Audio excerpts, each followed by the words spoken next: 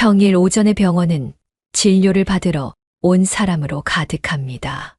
마스크를 하고 연신 기침을 하고 있는 사람도 있고, 몸 전체에 기운이 빠진 듯 축 늘어져 있는 사람도 있었죠. 저는 데스크 쪽으로 가서 진료 접수를 했고, 얼마 지나지 않아 제 이름이 불려 진료실 안으로 들어갔습니다. 의사 선생님께서는 저를 웃으며 맞이해 주셨지만, 제가 자리에 앉자마자 오묘한 표정으로 제게 이렇게 말씀하셨어요. 환자분 오늘도 팔은 가리고 오셨네요. 네, 죄송해요, 선생님. 환자분이 왜 죄송하다는 말씀을 하세요? 아프면 치료받으러 오는 곳이 병원인데. 그런데 벌써 이번 달에만 3번째 내원이시네요. 일단 부위 좀 볼게요. 3번째 내원이라는 말에 저는 아무 말 없이 조용히 의사 선생님께 팔을 보여드렸습니다. 저의 얇디 얇은 팔에는 여기저기 얼룩덜룩한 멍자국들이 있었어요. 늙은 나이에 생기는 멍자국은 건강의 적신호를 나타내는 것이라고 하지만, 저는 건강이 좋지 않아서 멍을 달고 다니는 것이 아니었습니다. 이게 어떻게 된 일일까요?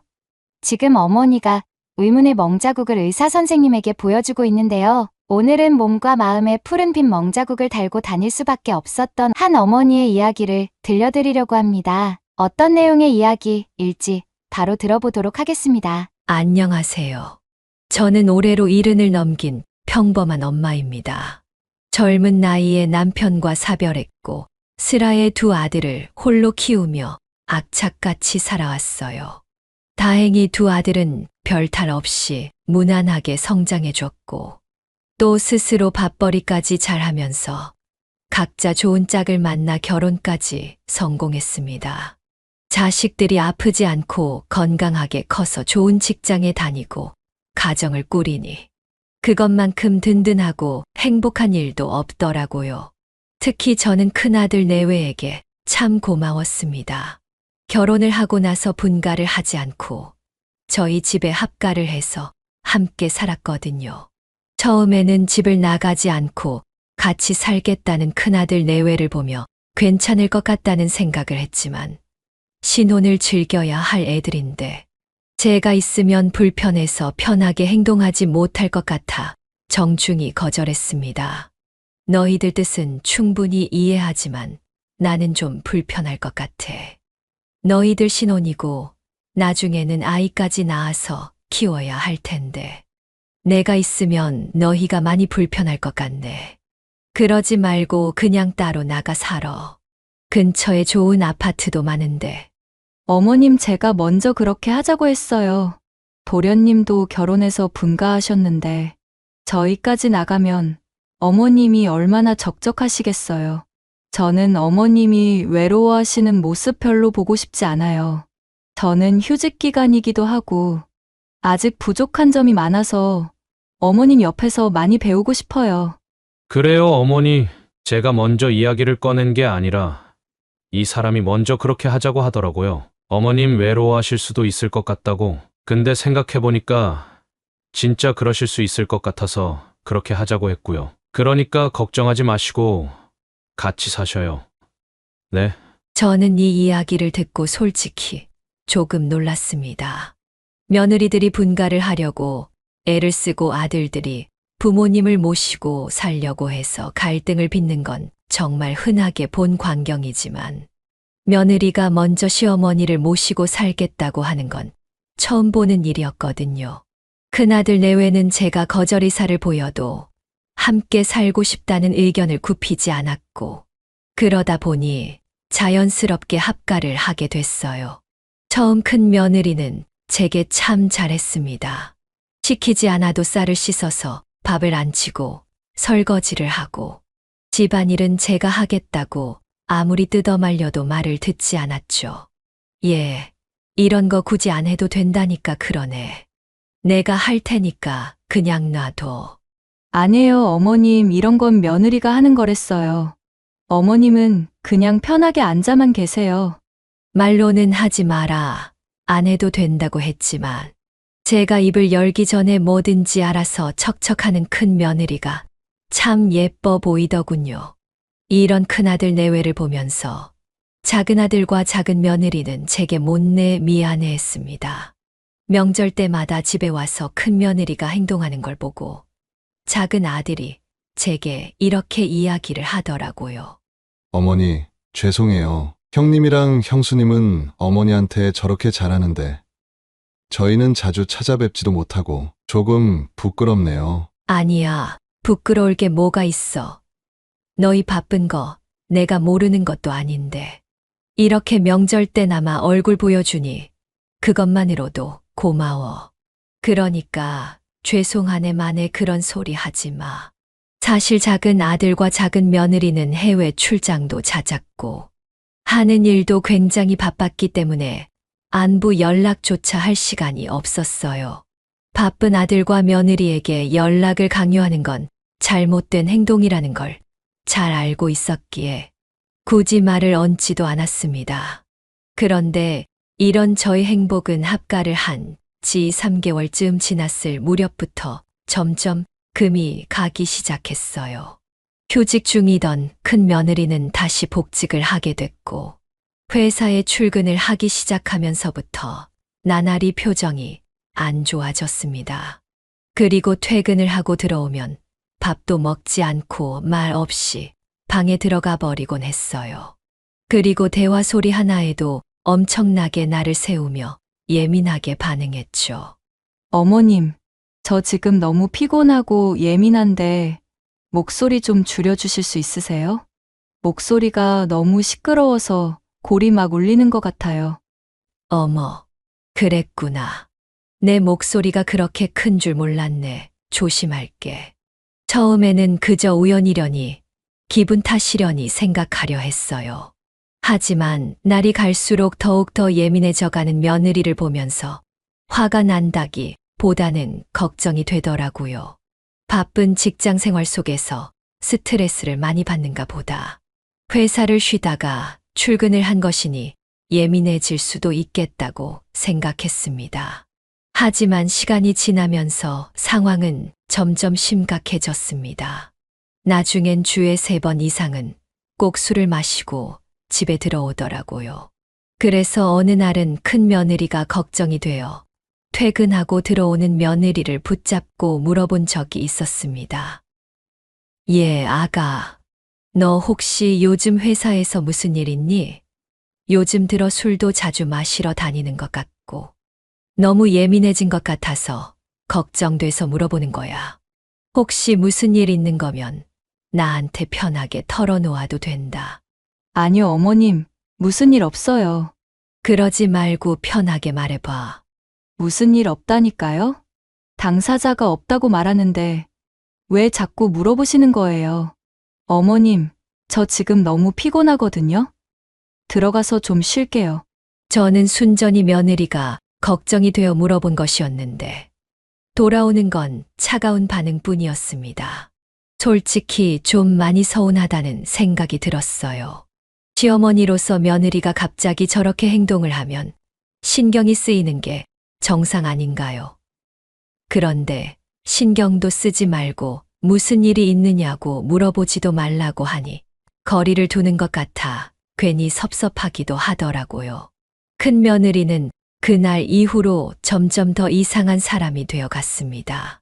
어느 날은 같이 식사를 하는데 젓가락으로 반찬을 뒤적거리더니 느닷없이 저한테 이렇게 말을 하는 거예요. 어머님, 혹시 반찬 만드실 때 간 보셨어요? 응, 당연히 봤지. 왜? 뭐 문제 있니? 아니요. 반찬이 평소에 비해 좀 짜게 느껴지는 것 같아서요. 여보, 당신은 먹을만해? 내 입이 이상한 건가? 아니, 나도 아까부터 좀 짜다고 생각하긴 했는데 어머니, 이거 간이 좀 잘못된 것 같아요. 그 말을 듣는 순간 얼굴에 열이 확 올라오는 걸 느꼈어요. 항상 반찬을 만들 때면 아들과 며느리의 입맛에 최대한 맞춰서 만드는 편이었는데 대뜸 짜다고 이야기를 하니 조금 민망하더라고요. 더 황당했던 건 거기에 덧붙인 큰 아들의 장난스러운 말투였습니다. 우리 어머니도 많이 늙으셨나 보네. 원래 늙으면 짠 것도 짜다고 못 느끼고 단 것도 달다고 못 느끼신다던데. 어머니, 나중엔 착각해서 반찬에 설탕 들이부으시는 거 아니에요? 어휴, 당신도 참. 무슨 그런 살벌한 농담을 해. 어머님이 그런 걸 헷갈리실 분이야? 이번 한 번 실수하신 거 가지고 너무 갔다, 당신. 내가 너무 갔나? 어머니, 농담인 거 아시죠? 아무렇지 않게 농담이라고 웃으며 이야기를 하는 큰 아들의 행동에 저는 순간 맥이 탁 풀리는 듯한 기분을 느꼈습니다. 그리고 식사가 다 끝난 후 큰 며느리는 제게 조용히 다가와 귓속말로 이렇게 이야기했어요. 어머님, 반찬 간 좀 잘 보세요. 입맛이 무뎌지신 거면 차라리 직접 만들지 마시고 반찬 가게에서 사서 드시던지요. 입맛만 다 버렸네, 정말. 이렇게 이야기를 하고 가는데 순간 온몸에 소름이 쫙 끼치더군요. 제가 정말 똑바로 들은 게 맞나 싶었습니다. 이처럼 큰 며느리는 점점 더 이상한 사람이 되어만 갔어요. 큰 아들 앞에서는 철저하게 제게 잘하는 척을 하고 저를 위하는 좋은 며느리인 척을 했으니 막 나가는 행동이 고쳐질 리 만무했죠. 그러던 어느 날 큰 며느리가 술을 잔뜩 먹고 고주망태가 되어 들어온 날이 있었습니다. 몸도 못 가눌 정도로 비틀거리며 현관문을 쾅 닫고 들어오는 소리에 깜짝 놀란 저는 곧장 현관으로 달려갔어요. 세상에, 얘, 무슨 술을 이렇게나 많이 마셨어. 몸도 못 가누는 것 봐. 괜찮니? 향수 냄새와 술 냄새가 한데 섞여 올라오는 바람에 머리가 아플 지경이었어요. 가정도 있는 데다가 시어머니랑 함께 살면서 새벽 늦게까지 술을 마시고 들어올 생각을 하다니 도저히 두고만 볼 수는 없을 것 같아 저는 큰 며느리의 팔을 붙잡고서 억지로 소파에 앉혔습니다. 며느리는 잡힌 팔이 아팠는지 제게 큰 소리로 역정을 냈어요. 어머님, 아파요. 왜 이렇게 세게 잡으세요? 교양 있게 말로 하세요, 말로. 아가, 너는 내가 그동안 많이 참아줬다는 생각이 안 드니? 이건 좀 아니라는 생각 안 들어. 툭 하면 술을 마시고 들어오고 무슨 일이 있느냐고 물어봐도 그런 거 없다면서 대답도 안 하고 너 이렇게 계속 제멋대로 행동할 거면 차라리 그냥 아범이랑 같이 나가 살아. 나도 더 이상 스트레스 받고 싶지 않으니까. 저희가 왜 나가야 하는데요? 뭘 그렇게 잘못했다고? 그리고 무슨 일이 있는 게 아니라 그냥 요즘 회사에서 스트레스를 많이 받으니까 그러는 거라고요. 그런 것까지 제가 어머님께 일일이 보고 드려야 하는 거예요? 친정엄마도 아니고. 저 더 이상 어머님이랑 대화하기 싫어요. 방에 들어가서 잘 거예요. 큰 며느리는 대화가 아직 끝나지도 않았는데 자리에서 일어나 비틀거리며 방 안으로 들어가려 했습니다. 저는 방으로 들어가려는 며느리를 붙잡았어요. 그 순간 며느리가 저를 확 밀치며 제 팔을 꼬집고 비틀었습니다. 찌릿한 통증이 느껴지는 순간 얼마나 놀랐는지 몰라요. 당황스러워 쳐다본 큰 며느리의 얼굴은 화가 잔뜩 나 있었고 저는 그저 얼어붙은 채 멍하니 서 있을 수밖에 없었습니다. 제가 아무 말도 하지 않고 서 있기만 하자 며느리는 저를 한참 째려보더니 방 안으로 들어가 버렸어요. 대체 뭐라고 말을 해야 할지 감도 안 잡히더군요. 그날 밤 저는 복잡한 마음에 밤잠을 이루지 못하고 한참 동안 뒤척거렸습니다. 그러다가 문득 거울을 보며 꼬집힌 곳을 살펴보는데 얼마나 세게 꼬집은 건지 푸르딩딩한 멍이 들어있더군요. 그 멍을 보는 순간 눈물이 하염없이 흘러내렸습니다. 내가 괜히 며느리를 귀찮게 한 걸까? 나는 그저 걱정스러운 마음에 그런 것뿐인데 머릿속에는 이런 생각만 맴돌았어요. 이제 이 일은 단순히 고부간의 갈등으로 끝날 일이 아니라는 것을 확실히 알게 되어 더욱 심란했습니다. 하지만 누구에게 어떻게 도움을 청해야 할지 몰라 마음만 더 괴로워졌죠. 그 일이 있은 후 한참을 고민하던 저는 큰 아들에게 며칠 전에 있었던 일들을 용기 내어 털어놓기로 마음을 먹었습니다. 큰 아들은 저와 며느리가 어떤 관계인지 또 뒤에서 어떤 일이 일어났는지 알 턱이 없었기에 이제는 큰 아들도 좀 알아야 하지 않을까 하는 생각 때문이었어요. 그리고 그날 저는 야근을 하고 들어온 큰 아들을 조심스럽게 거실로 불러냈어요. 예, 너 나랑 잠깐 이야기 좀 하자.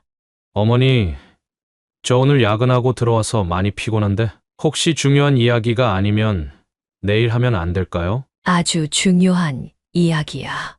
얼른 앉아봐. 큰 아들은 머리를 헝클어뜨리고 피곤하다는 듯 한숨을 쉬며 제 옆에 앉았고, 저는 큰 아들에게 제 멍든 팔을 보여주며 조용히 말을 꺼냈습니다.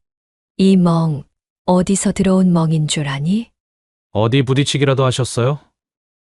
조심 좀 하시지. 아니, 어디 부딪힌 거면 내가 너한테 굳이 뭐하러 보여주겠어. 이거 네 와이프가 만든 거야. 내 팔을 아주 세게 꼬집어서 생긴 멍이라고.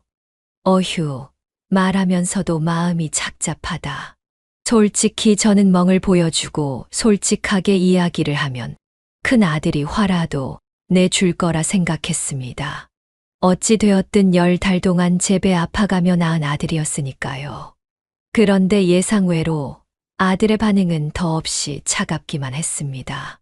에이, 어머니 집사람이 일부러 그랬겠어요? 무슨 사이코패스도 아니고 그냥 실수로 그런 거겠죠. 뭐 긁히거나 까진 것도 아니고 피가 난 것도 아니잖아요. 제가 연고 사드릴 테니까 그냥 조용히 넘어가세요. 뭐, 너는 네 마누라가 엄마를 꼬집었다는데, 그래서 이렇게 멍이 들었다는데, 그렇게 태평한 말이 나오니? 엄마는 억장이 무너져 내릴 것 같은데. 어머니, 요즘 집사람 스트레스가 이만저만이 아니에요. 이런 걸로 또 왜 그랬냐, 실수냐, 고의냐 이런 거 따지면 저도 피곤해진다고요. 그냥 실수려니 하고 넘어가세요. 다음에는 안 그러겠죠. 그 말을 듣는 순간 가슴에 비수가 꽂히는 것 같았습니다. 아들이 제 말을 대수롭지 않게 생각하면서 오히려 며느리를 감싸는 모습을 보니 절망감이 몰려오더군요. 저는 다시 한번 아들에게 말했습니다. 예, 이건 실수가 아니야. 누가 실수로 사람 피부를 꼬집어서 멍이 들게 만드니? 이건 정말로 심각한 문제라니까. 하지만 아들은 대답 대신 고개를 돌리며 이렇게 말했어요. 어머니, 저도 요즘 회사 일 때문에 너무 바빠요. 이런 문제로 제발 피곤하게 만들지 말아주셨으면 좋겠어요. 아들과 솔직하게 대화를 나눈 그날 밤, 저는 이불을 뒤집어 쓰고서 한참 동안 울었습니다. 며느리가 저한테 신경질을 내고 폭력을 쓰는 것보다 내가 뼈 빠지게 키운 아들의 외면이 더 큰 상처로 다가왔거든요.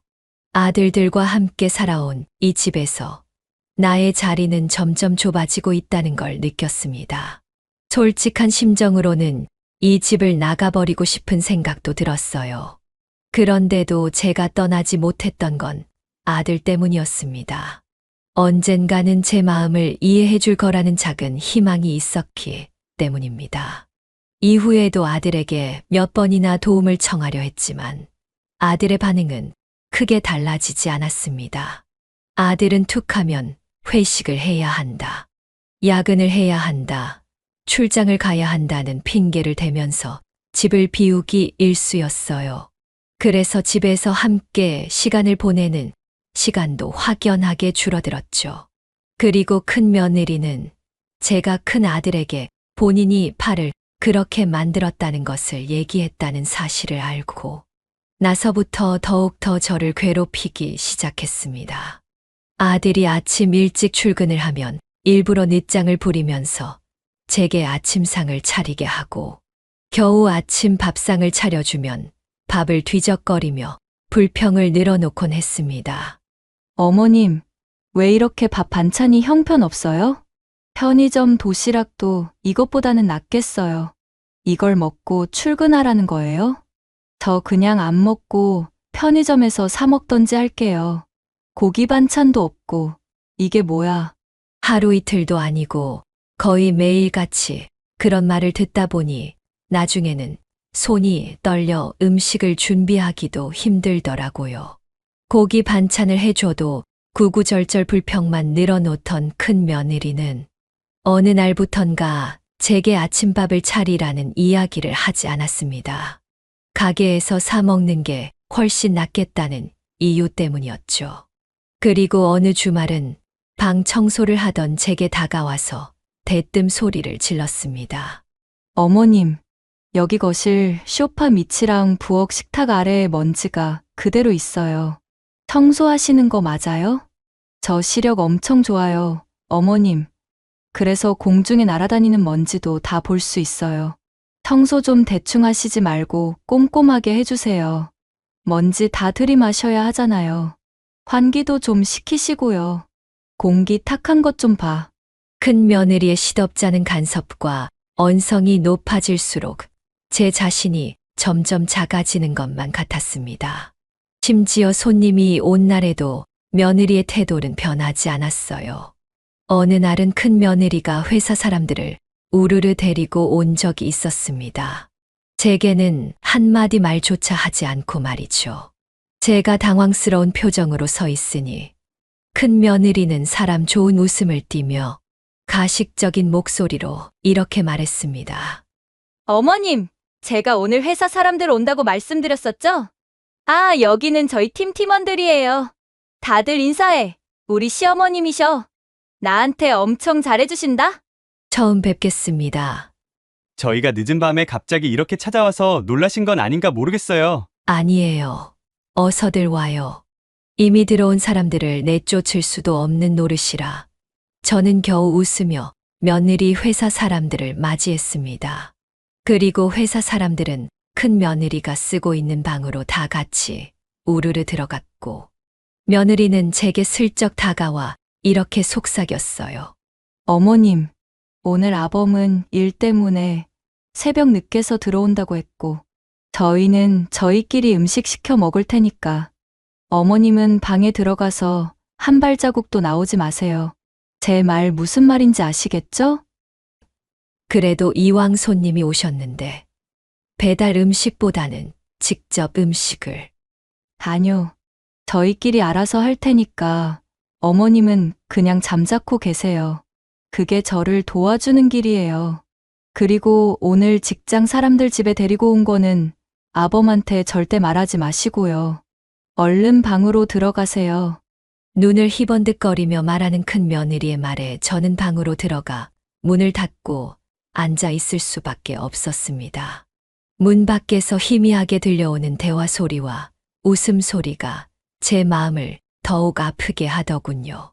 그날 저는 소음이 조금은 줄어든 늦은 새벽에서야 겨우 잠에 들 수 있었습니다. 큰 며느리의 행동은 말뿐만 아니라 신체적으로도 더욱 더 과감해지기 시작했습니다. 어느 날은 설거지를 하다가 실수로 컵을 깬 적이 있었는데 파편을 줍다가 손을 베인 저를 보면서 큰 며느리가 대수롭지 않은 듯 이렇게 말을 하더라고요. 어휴, 그러게 조심 좀 하시지 그러셨어요. 아, 어머님, 이거 저희 방에 있던 접시인데 제가 모르고 계속 두고 있었더라고요. 이것도 같이 설거지 좀 해주세요. 이렇게 말을 하면서 며느리는 아주 자연스럽게 접시를 떨어뜨렸습니다.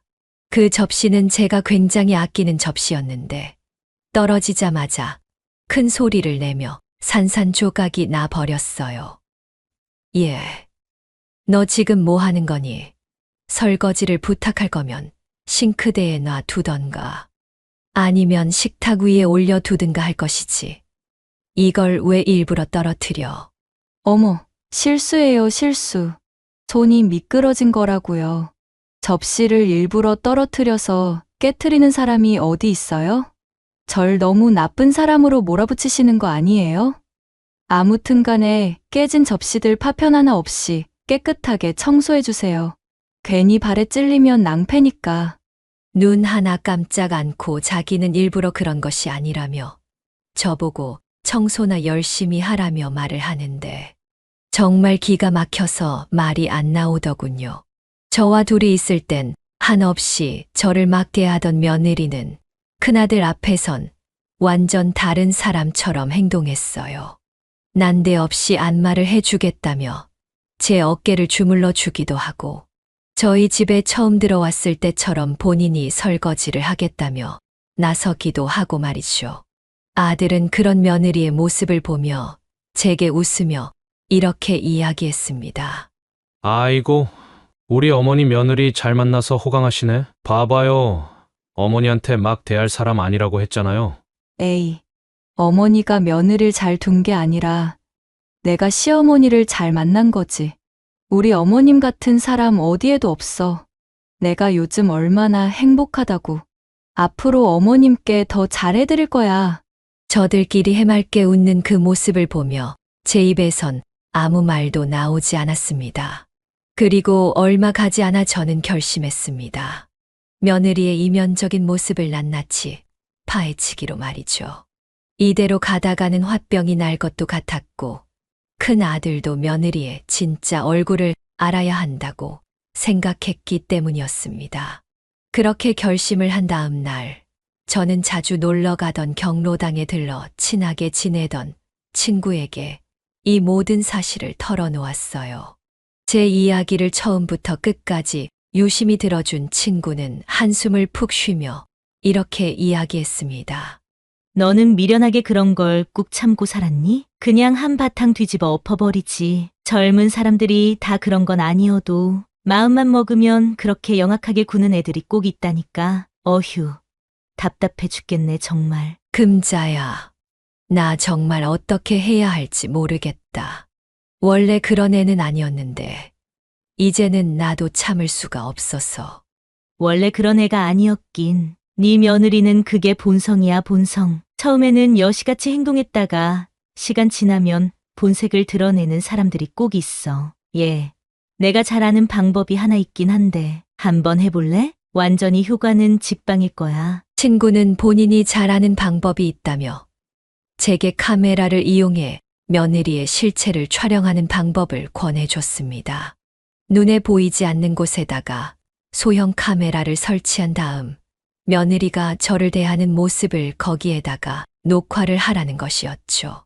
친구의 말을 듣고서 머릿속에 뭔가 번쩍 하고 떠오르더라고요.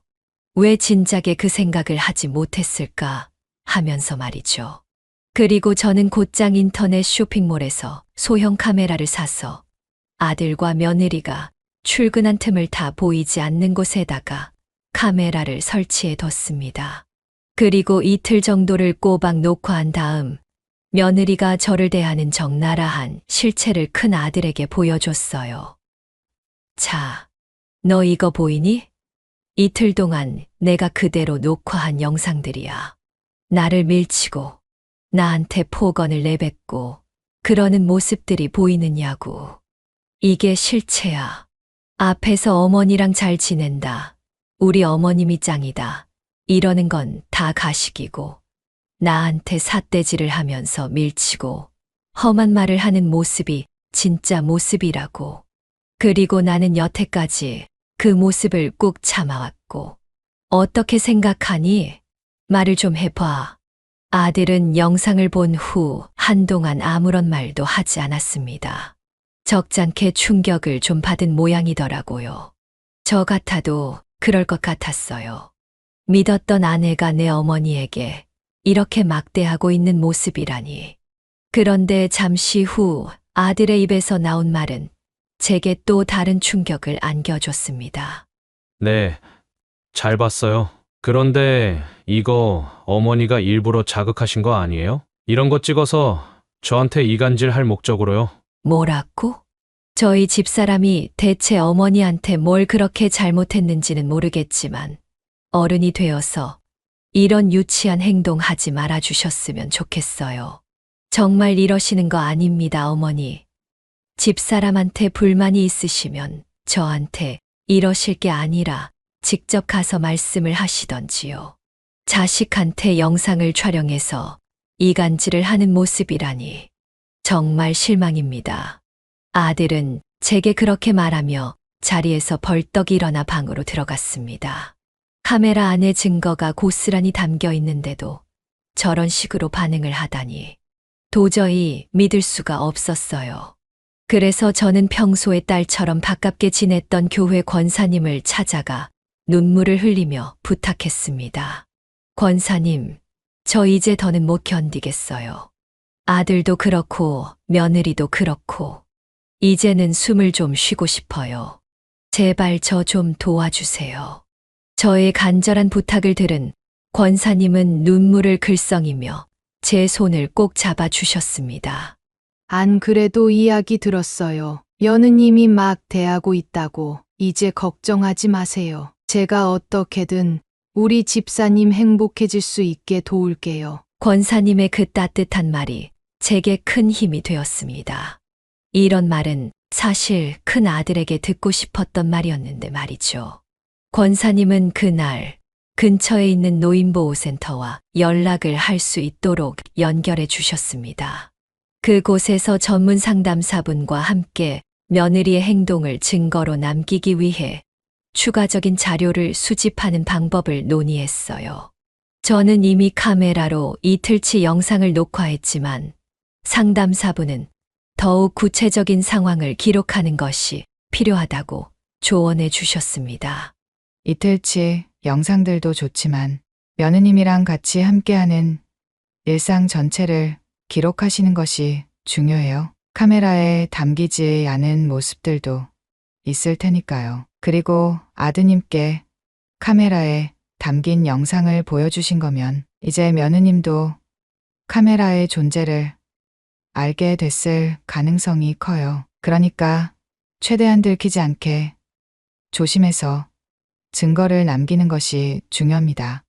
아, 생각해보니 그렇겠네요. 네, 알겠습니다, 상담사님.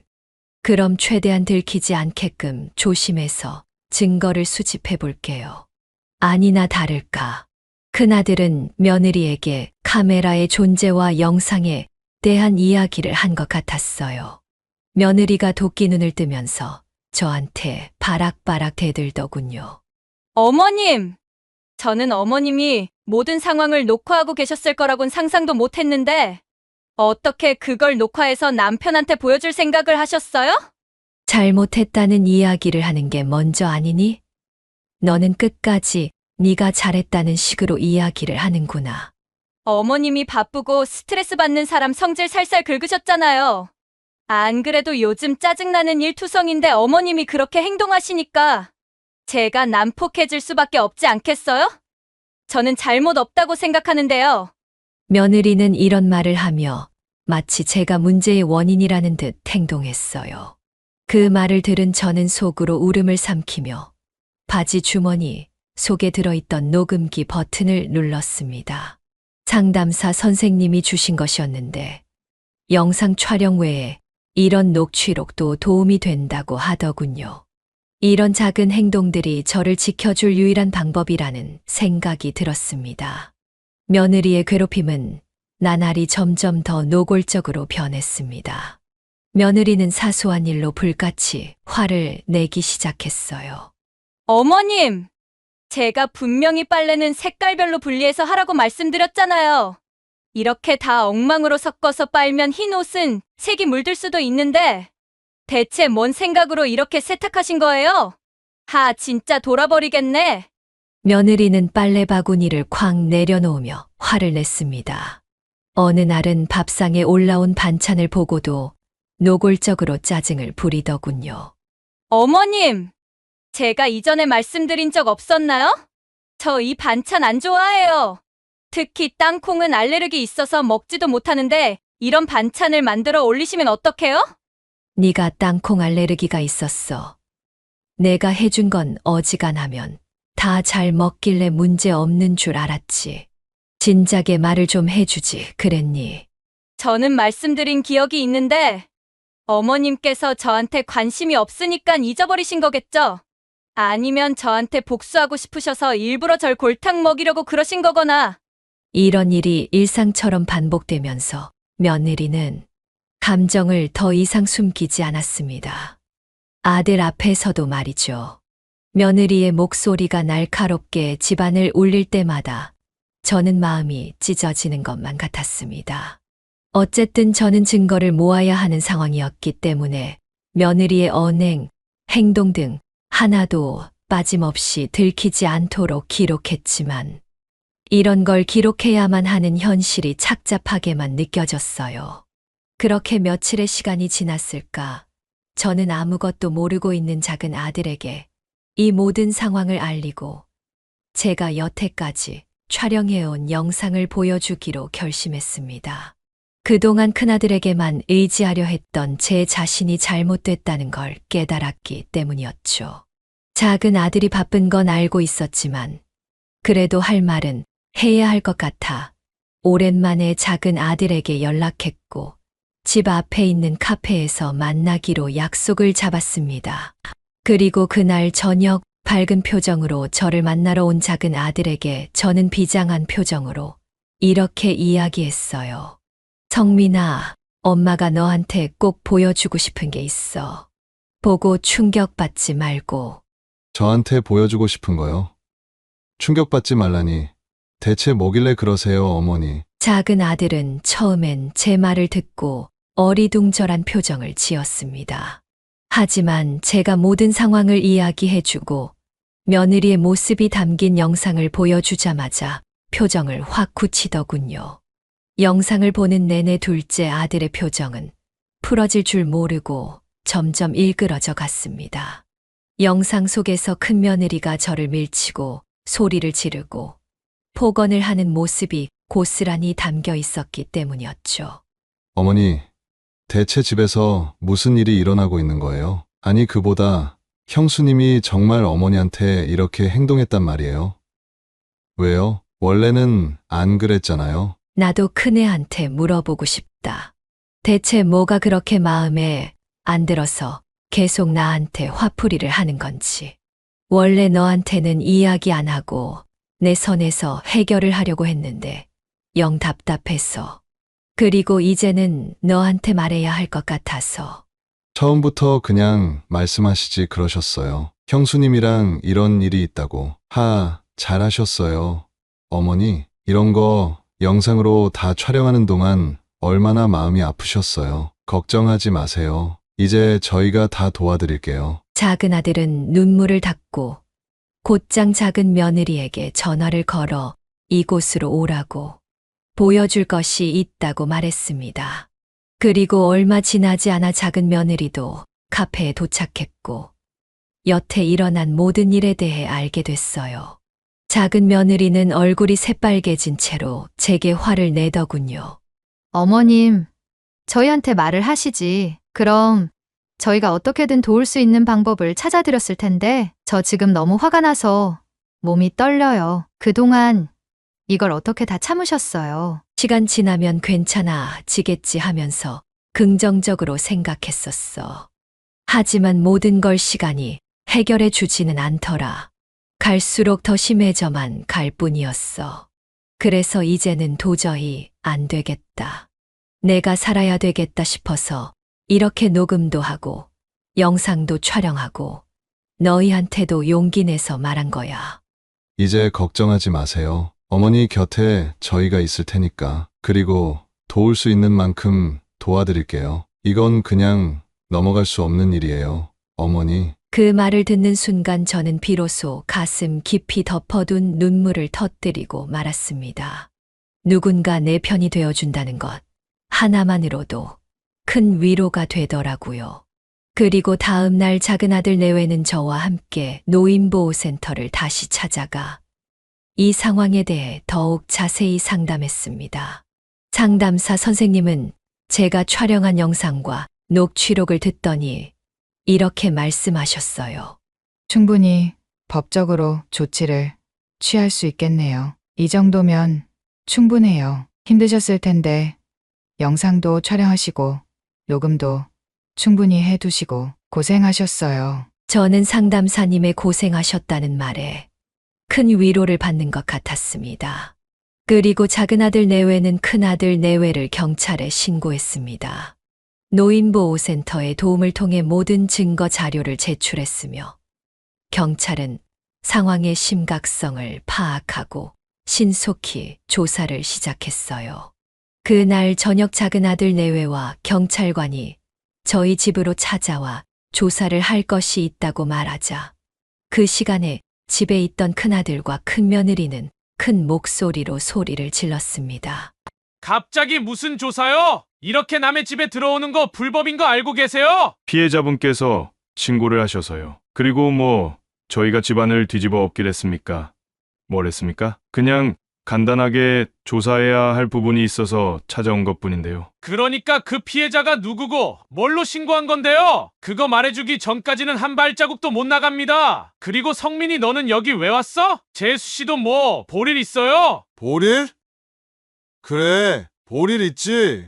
어머니를 밀치고 때리고 거기에다가 폭언까지 하고 형수님이 어머니한테 그렇게 행동하는 걸 보고도 아무 말도 없이 그냥 넘어가는 게 자식이라고 할 수 있어? 어떻게 나보다 나이 많은 형이면서 똥인지 된장인지 구분도 못해? 도련님 말 참 웃기게 한다.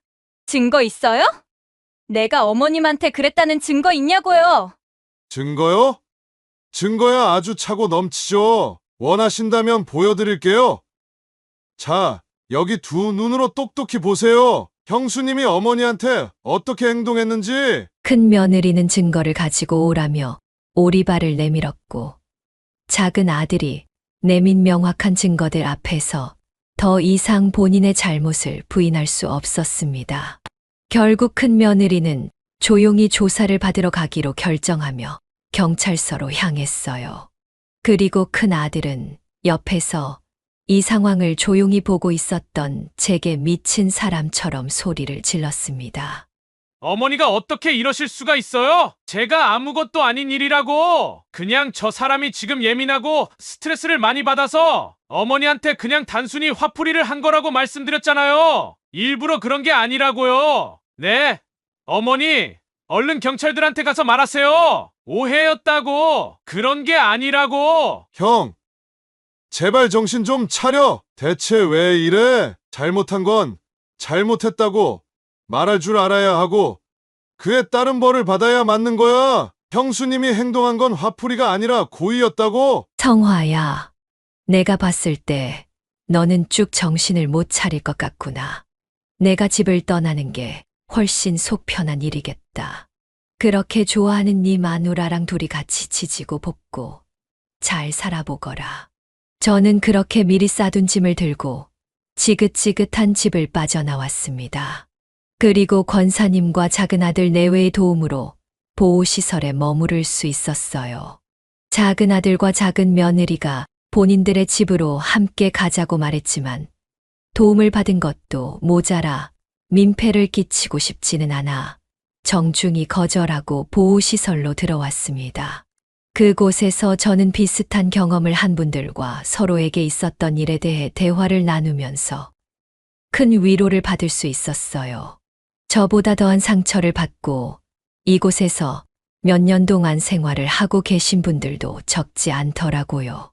하지만 다들 마음이 따뜻했습니다. 단 한 사람도 모난 구석 없이 서로가 서로를 보듬고 있는 것 같았어요. 보호사 선생님은 제게 이런 말씀을 해 주시더라고요. 이곳은 참 많은 상처를 가지고 계신 분들이 마음의 안정을 되찾기 위해 머무르는 공간이에요. 가족에게 들으면 안 될 말을 들어 정신적인 충격을 받아 오신 분도 계시고 우리 선생님처럼 며느리에게 험한 일을 당해 오신 분들도 많이 계시고 그래도 다들 서로의 상처를 알고 있기 때문에 다들 잘 보듬어가며 행복하게 생활하고 계세요. 그렇군요. 나만 힘들었던 게 아니었어요. 이야기를 들어보니 저보다 더한 분들도 많이 계시더라고요. 좀 부끄러웠어요. 별것도 아닌데 힘들다고 징징거린 건 아닌가. 내 스스로가 나약해서 이겨내지 못한 건 아닌가 하고요. 아니요. 전혀 그렇게 생각하실 필요 없어요. 서로가 느끼는 상처의 깊이는 저마다 차이가 있으니까요. 선생님이 겪은 일은 감당하기 힘들 정도로 고통스러운 일이 맞고 또 선생님은 보호받아야 하는 분이 맞아요. 그러니까 이곳에 계시는 동안은 아무것도 생각하지 마시고 마음을 치료하는 데에만 집중하세요. 저희가 그렇게 될 수 있도록 도와드릴 테니까. 이곳의 따뜻한 분위기 속에서 저는 다시 웃음을 되찾을 수 있었습니다. 보호시설에서 지내는 동안 여러 가지 프로그램에 참여하며 제 삶을 돌아볼 기회를 얻기도 했어요. 미술 치료와 요가 수업을 통해 잔뜩 상처받은 마음을 치유하고 상담사 선생님과의 정기적인 대화를 통해 제 자신을 더 깊이 이해할 수 있었죠. 저는 과거의 아픔을 조금씩 내려놓으며 새로운 출발을 준비했습니다. 그렇게 3개월 후 보호시설에서 나오게 된 저는 작은 아들이 마련해 준 집으로 이사를 할 수 있었습니다. 원래 살던 집과는 많이 떨어진 곳이었지만 바로 옆이 작은 아들의 집이었기 때문에 혹시라도 문제가 생기지는 않을까 하는 걱정을 하지 않아도 됐어요. 작은 아들과 작은 며느리는 시도 때도 없이 제가 사는 집으로 찾아와서 저를 정성껏 돌봐줬습니다. 뜬금없이 반찬을 해다 주기도 하고 또 같이 식사를 하고 싶다며 맛있는 음식을 포장해 오기도 했죠. 아이고, 이런 건 너희끼리 먹지 굳이 나하고 먹겠다고 들고 왔어. 어머님, 뭘 모르시는구나. 맛있는 음식은 다 같이 먹어야 더 맛있는 법이라잖아요. 이거 딱 사자마자 어머님이랑 같이 먹으면 맛있겠다 싶어서 가지고 왔죠. 이렇게 제게 한없이 살갑게 대하는 작은 아들과 작은 며느리 덕분에 저희 마음에도 새로운 싹이 트는 것 같았습니다. 이런 게 산다는 거구나. 여태까지 나는 많이 억눌려 있었구나 하는 걸 다시 한번 깨달을 수 있었어요. 그러던 어느 날 누군가 저희 집 초인종을 눌렀습니다. 이사 온 이후로 모르는 사람이 초인종을 누르는 일은 없었기 때문에 문을 열어주지 않으려고 했는데 계속해서 초인종을 누르고 문을 두드리더군요. 누구세요? 하는 말에도 아무 대답이 없어서 대체 누군가 싶어 조심스럽게 문을 열었을 때 문 앞에 있던 사람을 보고 깜짝 놀랄 수밖에 없었습니다. 그 사람은 바로 큰 아들이었어요. 집 주소를 알려준 적도 없는데 어떻게 집에 찾아온 건가 싶었죠. 저는 꼴도 보기 싫어 곧바로 문을 닫아버리려고 했는데 그 순간 큰 아들이 무릎을 털썩 꿇으며 큰 소리로 울기 시작했습니다. 어머니, 정말 죄송합니다. 제가 왜 그때는 그렇게밖에 행동하지 못했는지 모르겠습니다. 정말 죄송합니다. 어머니, 죽을 죄를 지었습니다. 저는 깊게 한숨을 내쉬고 큰 아들을 일으켜 집 안으로 들여보낸 뒤 거실로 데리고 갔습니다. 제 아무리 꼴보기 싫은 자식이라고 하더라도 엉엉 울면서 무릎을 꿇는 모습은 보고 싶지 않더군요. 집 안으로 들어온 큰 아들은 다시 한번 제 앞에 무릎을 꿇고 앉아 고개를 숙인 채 울먹였습니다. 어머니, 솔직하게 말씀드리겠습니다. 제가 그냥 모른 척을 한 것 같아요. 아니, 사실은 알았는데 외면했어요. 어머니가 예민하다고 말한 것도 아내 편을 든 것도 전부 다 제 잘못입니다. 제가 모자란 아들이어서 그래요. 정말 죄송합니다. 어머니. 사과를 하려면 그때 했어야지. 이제 와서 그런 말을 하면 뭐하니? 나는 적어도 그렇게 이야기를 하면 네가 나를 믿어줄 줄 알았다. 그런데 너는 그때 내 말을 들어주기는커녕 되려 나를 탓하기 바빴잖아. 안 그러니? 저는 담담하게 말을 꺼냈지만 마음속에서는 서운함이 다시 차올랐습니다. 큰 아들은 제 말을 듣고 다시 눈물을 흘리면서 제 손을 붙잡았어요. 죄송합니다, 어머니. 사실 어머니를 찾아뵙고 싶어서 성민이한테 어머니 어디 계신지 알면 주소라도 알려달라고 그랬는데 끝까지 안 알려주다가 어제 알려주더라고요. 성민이 집 근처로 이사하셨다고. 주소를 받고 찾아와야지 하고 마음먹기까지 정말 많은 용기가 필요했어요. 그동안 어머니께서 얼마나 힘드셨을지 생각하면 제가 찾아오는 게 맞는 건가 싶기도 했고, 이제야 잘못을 깨달은 저를 용서해 주세요. 어머니. 저는 큰아들을 말 없이 한참 동안 바라보았습니다. 큰아들의 말에서는 진심이 느껴졌지만 이미 마음의 거리는 너무 멀어진 듯 싶었어요. 그래, 내가 이렇게라도 깨닫고 사과해줘서 다행이다. 하지만 우리가 행복하게 아무렇지 않게 지냈던 시절로 돌아가기에는 너무 멀리 온 것 같다는 생각이 든다. 알아요. 어머니가 저를 용서해 주시지 않는 건 너무나도 당연한 일입니다. 그래도 제가 어머니 옆에서 조금이라도 반성하는 모습을 보여드릴 기회를 주시면 안 될까요? 그래, 앞으로 내가 어떻게 행동하는지 지켜볼게. 하지만 이제 내 말을 믿는다던가, 너에게 무조건 의지하고 도움을 받는다거나 그런 건 하지 않을 테니 이 부분은 알아두기를 바란다. 큰애는 잘 지내고 있니? 그때 경찰서 간 이후로 한 번도 본 적이 없어서 연락도 안 했고. 네. 그날 경찰서에서 조사받고 저희도 대화 많이 했어요. 뭐가 문제인지, 왜 그랬는지 저도 무관심했었고, 집사람도 본인이 잘못했다는 걸 알고 반성 많이 하고 있어요. 지금은 정신과랑 심리상담센터에 상담받으러 다니고 있고요. 지금이라도 뭐가 잘못되었는지 알고 개선되려고 노력한다니. 그건 참 다행이구나. 진작에 알고 상담받으러 다녔음 더 좋았을 텐데. 너도 와이프 잘 챙겨. 네 아빠 사고로 떠나고 나서 느낀 건데, 신랑이나 마누라만큼 옆에서 힘되어주는 존재도 없더라. 그리고 너희들이 잘못한 건 두고두고 잘못했구나 하고 반성해. 알겠니? 네, 어머니. 가슴 깊이 새기면서 살게요. 용서해 주셔서 감사합니다. 정말 감사해요, 어머니. 그렇게 저는 많은 시간이 흘러 큰 아들 내외를 용서할 수 있었습니다.